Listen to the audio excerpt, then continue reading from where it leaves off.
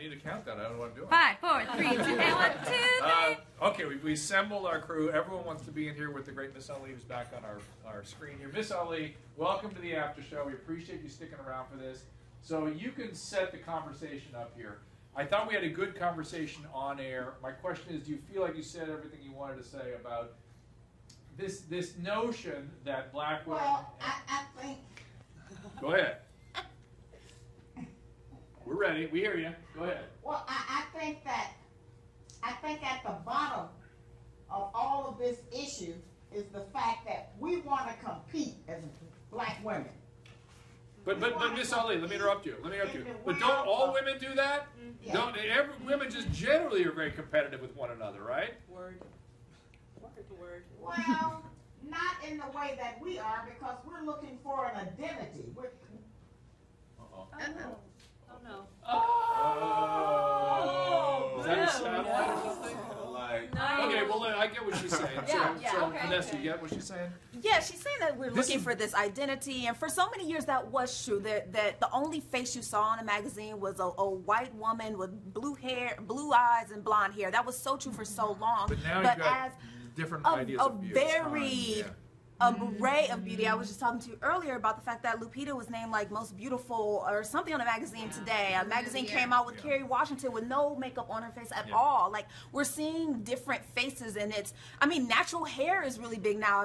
Girls don't even want super straight hair like they used to. So there is a change. There is some movement happening. And if Tiny wants ice gray eyes, I've never seen a white girl with ice gray eyes. Agreed. So how does that work? I don't think this is a white thing. This is not. And you said on the show, she is half white. So if she wants to do anything that is slightly resembled someone who's Caucasian, that is fine. Let her do allow that to be her choice. But what Miss Ali said that kind of got me going is, how do we take away from the accomplishments of Madam C.J. Walker and say that has ruined us as black people? Because, I'm sorry, that's one of our first entrepreneurs, and I have to say that I do not agree with that at all. Okay. Generally, I mean, come on, because we have to get that out there, because, yes.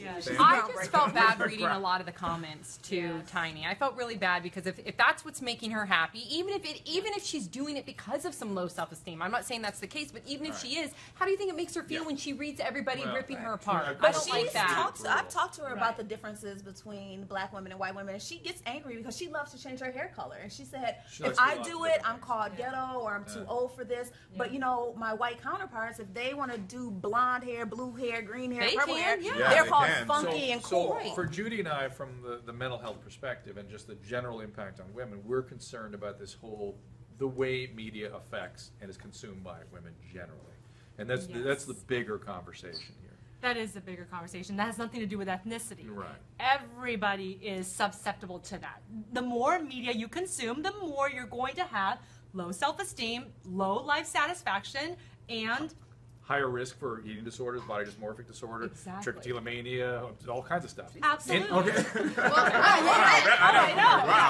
sign me up for that. Yeah, don't read your People magazine on your But it feels, I gotta say, this conversation feels a little more evolved than it used to. Like I feel like the ideas of beauty are at least changing and evolving. Yes. People are understanding that this has an impact on women. Absolutely. I think that over time, beauty has changed again, right? Yeah. So like, you know, there was time, you know, back in the days, Renaissance paintings, like women with the fuller figures, that was beautiful. And then we went through a time where it's like the wafy look. And I think now we have diversity, and I think we should embrace that instead of trying to pick at somebody who maybe really is doing this. Yes, she's in the media and she's affected, but if it makes her happy, let's just let her do it and mind your own business, everyone. And Well,